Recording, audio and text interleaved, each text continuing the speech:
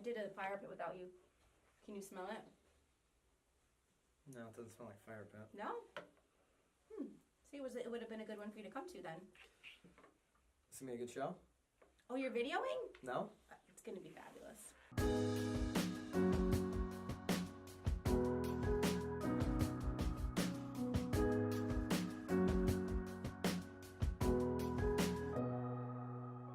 This is Byron, Lazine, and Nicole White, and you are tuned into episode 29 of The Real Word.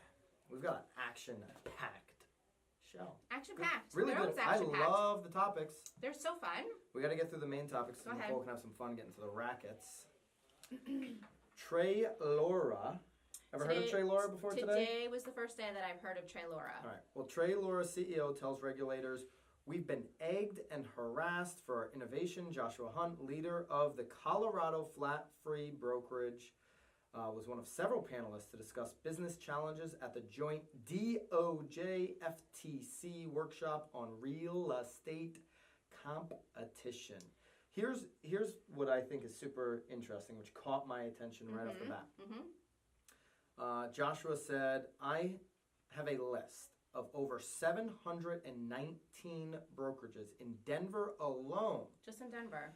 Well, they're headquartered in Denver. Right. 719 brokerages in Denver alone that have flat out said, notice he went with number 719. If he went 720, it would have been like fake. He just pulled the number out of his ass. All numbers that end in 0 are fake. Fake. So good job on that, Josh. Yeah. 719 brokerages in Denver said, "We won't show Trelora listings.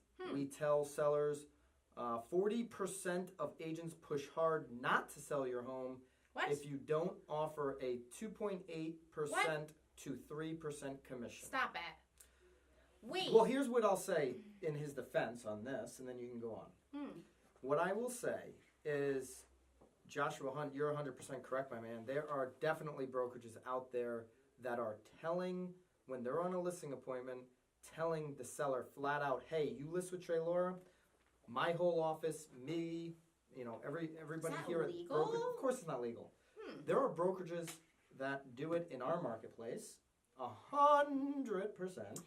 Yeah, there are actually some agents that I've come across that even with like commissions, like, "I'm not going to show your property if you're offering out 2%. And I'm like, yeah, crazy. And this has gone on for years in real estate. Crazy. I mean, I've had people come to me and they're like, "Byron, you know that so-and-so office across the street from you guys, they will not show the house if I list with you."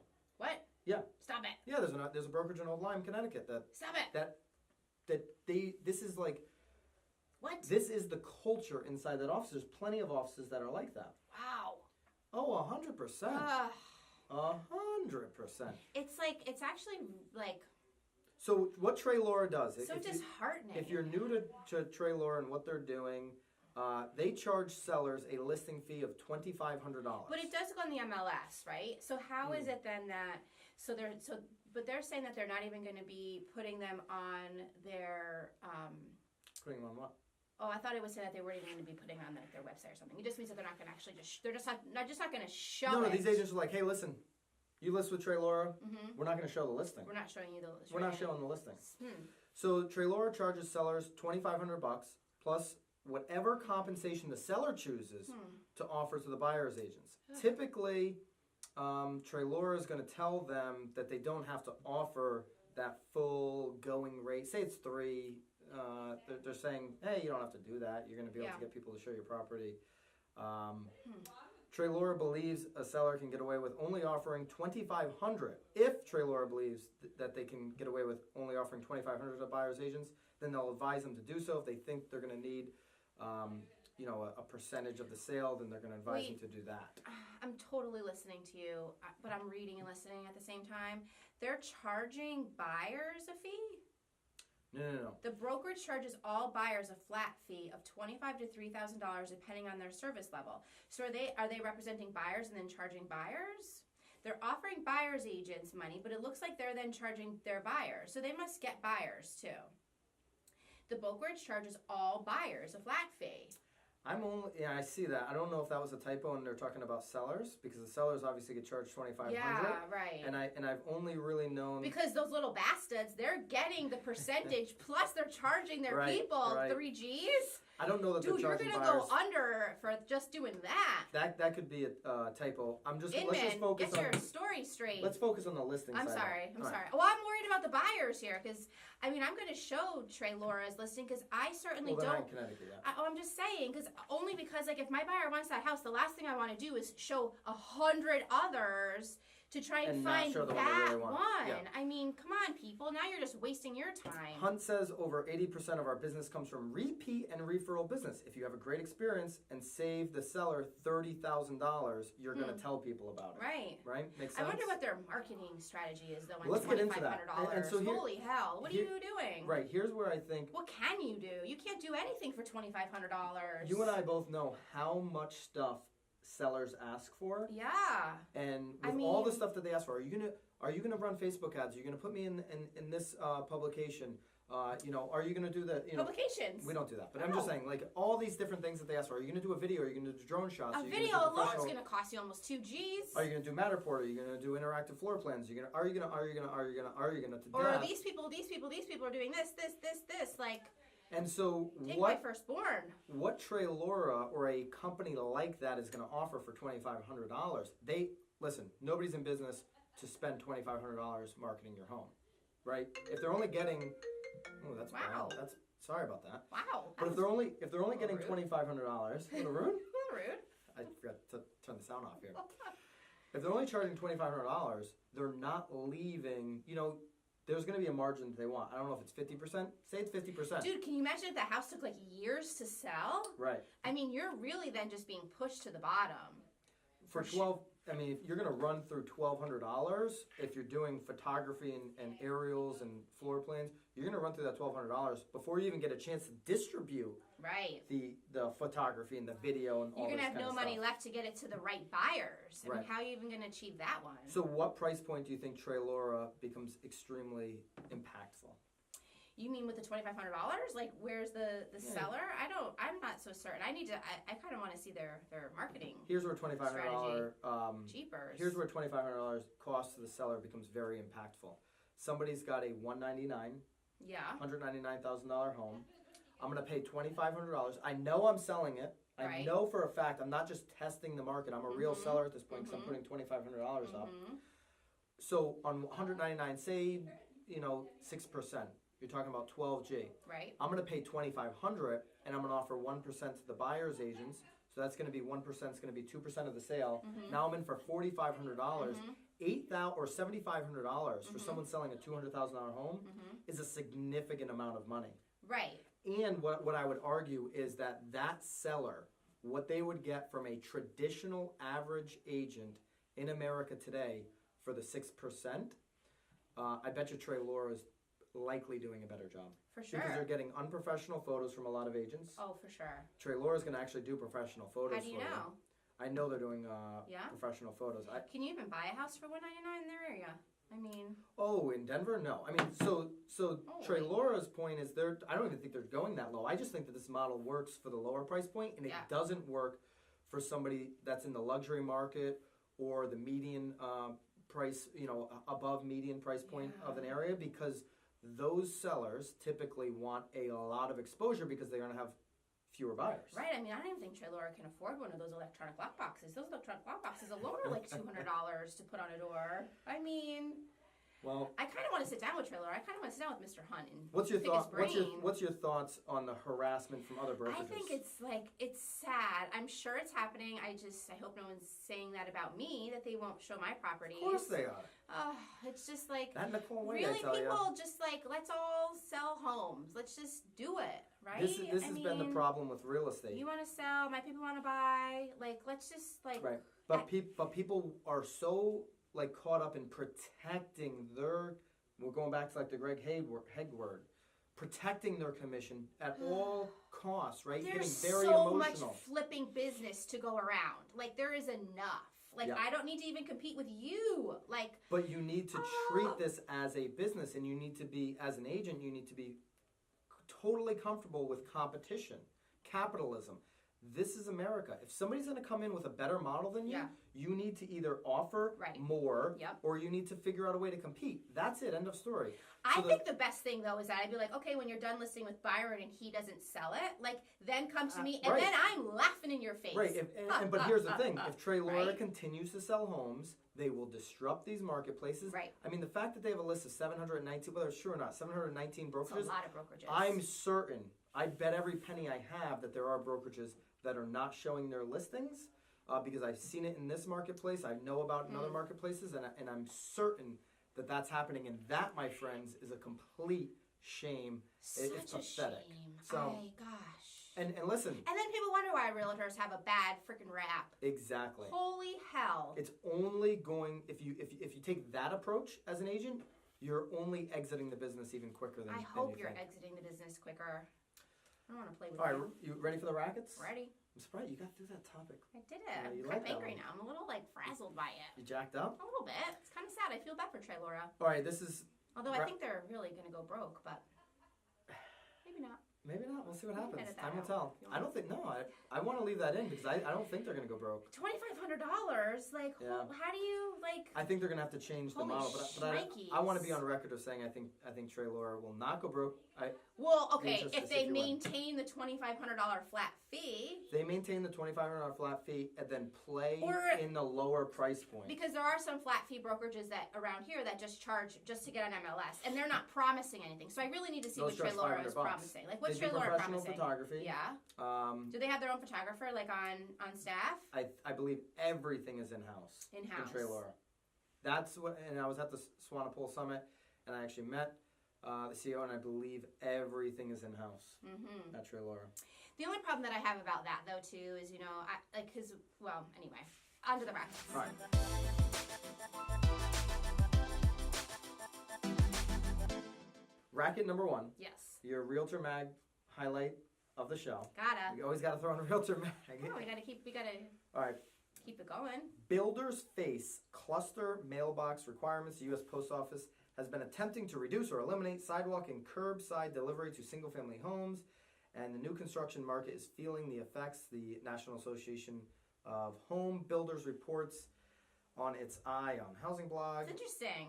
Yeah, very interesting. I guess instead of charging more for a stamp, they're just making these builders cluster their mailboxes. They're making it easier for delivery. on the delivery Right. side. Well, they're probably, again, you got to pay the people, right? Gotta pay. Yeah, Gotta pay and the right now we're paying with our stamps. I mean, our new you know. development.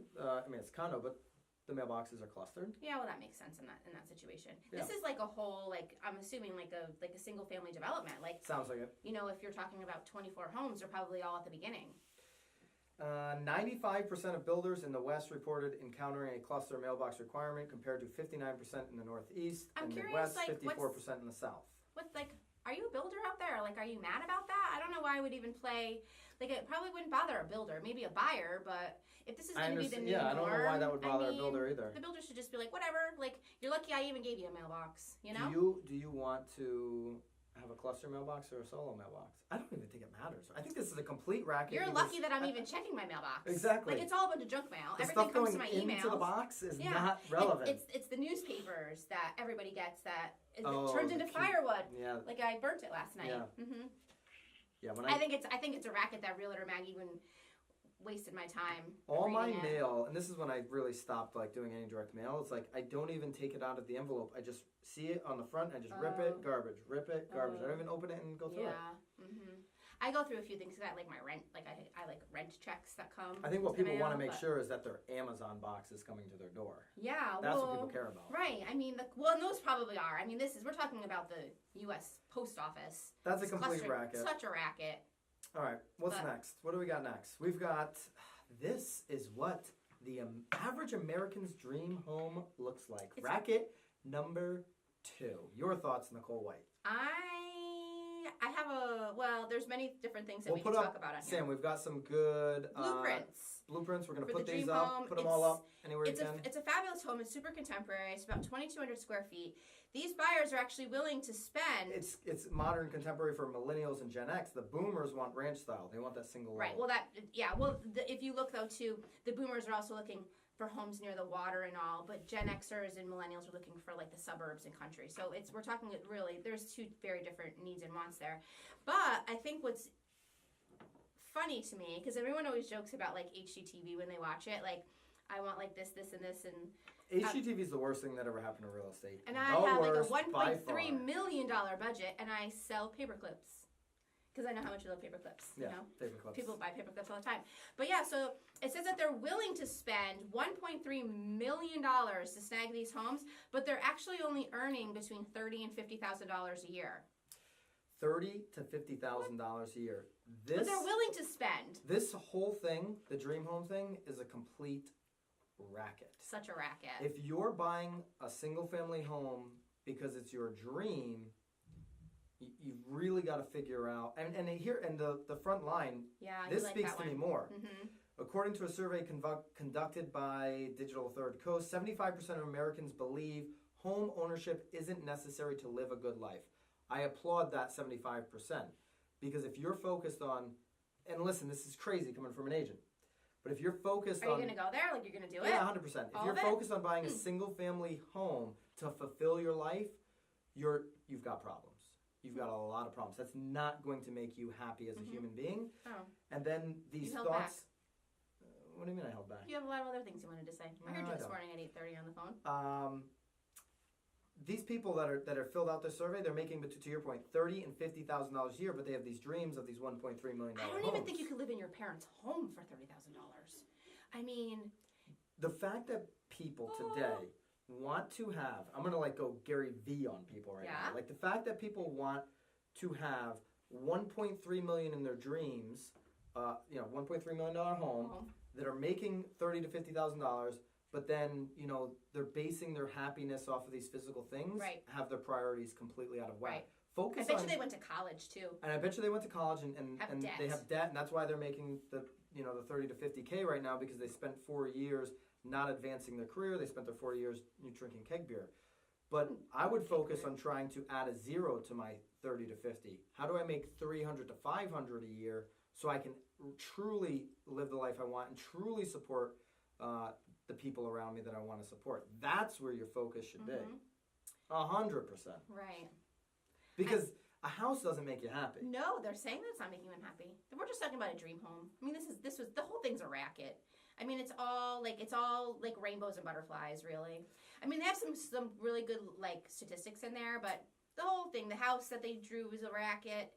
The fact that they're even saying that they'll spend $1 million, like that's a racket. Like, I don't know. I don't even think anybody knows what that even means. It's a racket. And then people are talking about, 2,200 square feet is my dream home size. Yeah. Then you bring people, we do it all the time, you bring people in a 2,000 square foot space and they're like, what, this is 2,000? Where's the store? Where do I keep all my crap? Where do I keep my Christmas ornaments? The fact where do I wash my dog? I have this argument with my wife all the time. Like, the fact that we need to have space to store something that's coming out one time a year is stupid. Like, I'd rather buy ornaments once a year than buy the square footage to store the ornaments. That might be a business. Loaning the Christmas ornaments? Yes, they deliver them to the house. You spend maybe $500 to get a full house decoration, and then you send them back. Because people are buying... That's not a racket. I mean, look at all the people that are cleaning up on storage units, right? Right. For people to put stuff in a box, forget about what they even have in there, and pay somebody a fee monthly. Right. That's a complete racket. We can work on that. Stuff.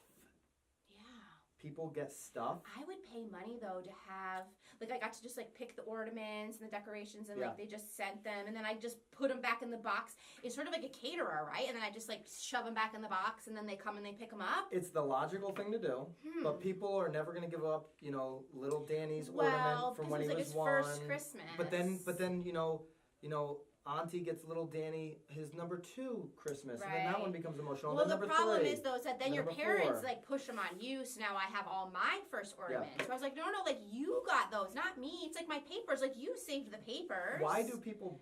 It's a pretty kick-ass-looking house, though. I can't deny it. Why do people buy anything, whether it's a dream home, a cell phone, water? Why do people buy any product? I buy things because I want it. I want them. No, you don't buy things because you want them. I do. everyone buys something. Like I got this jacket, I really wanted it. No. You didn't buy that jacket because you wanted it. No. You bought that jacket to solve a problem. Oh. People buy a house. Right now, I'm looking at a bigger house, the big dream home, to solve a problem. Yeah, the wife? The problem is... That was a joke, Nicole. I love you. That we need more space because we have a kid and, maybe another kid or whatever, the whole thing. Ornaments. I mean, you're going to get a new one every year. Yeah, the toys. You gotta buy more square footage to have a plastic toy that you're going to throw away in 4 years anyways. But to solve a problem, right? You bought that jacket to solve a problem. You needed a new look. You needed some new gear. You wanted to feel good about yourself. I wanted it, though. Same thing in real estate. People are doing it to feel good, to solve that problem. Yeah, of course. Right? Yeah. It's like keep up with the Joneses. It's like keeping up with the Joneses mentality. Super jelly. All right. Bracket number 3. We're on it. What's the connection between birth rates and home values? I had it all wrong. Before I read the article, I'm like, I bet you this article is about the fact that people are not having children, so they're not needing to buy a bigger home, so home values are going down. I was wrong. Home values are actually going up so high that people can't even afford to have children. Yeah, and so they're focused, again, we've talked about this is an Inman article, but they're always focusing on these large, cities or areas. So the trend Los Angeles County, where home values increased 31% from 10 to 2016. During the same time, birth rates fell 17%. So that means 2,588 fewer babies. But here's what I believe. People don't move to LA to have kids. No, well, I also... People move to LA maybe to, do the practice of having kids, but they're just not actually having the kids. Right. So I guess... They move to LA for career. I do think it's interesting, the birth rate and the prices. I get that for the way that it's working for right now, but I think that people are just waiting longer to have children. I don't think, honestly, you can ever afford having a child. There's never a good time. You never, ever have enough money. Yeah. I mean, holy Young couples schmoly. said financial stability or the lack of it is an important factor in their decision to have children. But true financial stability may be out of reach for most as home prices continue to rise. Right. So I agree with you that, or they just have to scale back their dream home. Sorry guys, you're not buying a home for $1.3 million on third. You're lucky to probably buy a house for $200. Go talk to Trelora. They'll help you on a flat fee for a $199 home, because that's pretty much all you can afford off of a $30,000 income. Yeah. For real. And I mean, and not even talking about a city, because your taxes might actually blow you out of the water and something like that. But anyway, I gotta tell you that the whole kid thing really screws with people's minds. It really gets you to make certain decisions, like you have them, the stress of having kid, a child. You have a child, and it screws. Once you have a child, dude, the sleep deprivation alone with your mind. Yeah. I mean, you don't even know what's going on. The screaming, the trying to get this little human being to behave really screws with you so much, where you start overreaching on everything. I need a bigger car. I need a bigger house, to be able to handle all this stuff. And then that's where people overreach. Right. And going back to the other one, the dream home thing. Well, and then there's other people like me that are like, hey, let's just compound the effect and this is at where 2-3. This is where people get stuck in this middle America type of thing, because they overreach for the car, the house, and then college comes up, and they're just paying this debt cycle for the rest of their life, instead of figuring out how they can grow their position at their company, grow their income, because that alone will solve a lot of these problems. Yeah. But people don't want to focus on money, they want to focus on happiness. Yeah, well, I think they're hand in hand. Yeah, they are. I think, though, too, that a lot of people are, unfortunately, looking at what others are doing. And, I mean, I fall into the trap, too. I have an 11-year-old daughter, and she wants a cell phone because all of her friends have one. She's got one. We got her one, yes. It's about time. Imagine waiting 11 years of your life for a cell phone. Ridiculous. She doesn't need it. What does she need? It works now because she stays home alone, so I can now at least be in touch with her. My daughter's 16 months and she needs a phone. She's home with my wife all day. She's bored. She needs a phone. We need to get that girl an iPhone. Oh, Lord. Her own. Anyway, it's very easy to fall into What is trap. really the problem with a kid having a phone? There's so many problems. There's so many. Name one. Well, it actually exposes her a little bit more to the real world? Well, you want to live in a fake world? No. I don't think that was the Racket. I think you're Another day. We'll have a different. Racket number 4. It'll be the cell Give me phone the racket. number one problem with a child having a cell phone. Well, so she does have some homework, and she gets sucked in. She gets totally sucked into her cell phone. Addiction. Like So you think addiction is videos and the like problem. YouTubes. But I also am a little concerned because I do think that it's much easier for children to like bully in like a group text setting when they don't have to actually see the child. So I just didn't honestly want to expose her to. I know that there's going to be bullying, and I know People that say things through text or online because they don't differently than being absolutely face-to-face. 100%. Yeah. And I just didn't want to expose her to that. I know that she's not emotionally prepared to handle it. I'm not even so certain I'm how not talking about your I. daughter. I'm talking about No, but I'm just saying in general, Yeah. like that was my biggest concern is that there would then be because I know it's going to happen. I mean, I was in 5th grade, like I remember what happened in 5th grade, but I just didn't want to expose her to like that side of it yet. I'd rather her just all of her other friends have phones and they're bullying each other and she has no idea. I'd just stay as young as long as you can. That was really my point. Stay young from Nicole White. As long as you can. Yes. We're going to episode 30. I mean, next week. Growing up is turning 30. Like turning 30 is a racket. I knew she'd go age on that. I mean. All right. Anyway. Drop us your thoughts, your input. We're going to link up all these articles as we always do so you can check them out and see where these sources came from. Love to hear your opinion on the dream home thing. Yeah, the dream home. Yeah, I really that's think a good one. I think that ties into this last one a little bit too with the birth rates and the home values and all that kind of stuff. Absolutely. So that's it. That's the real word. That's the word. See ya. See ya.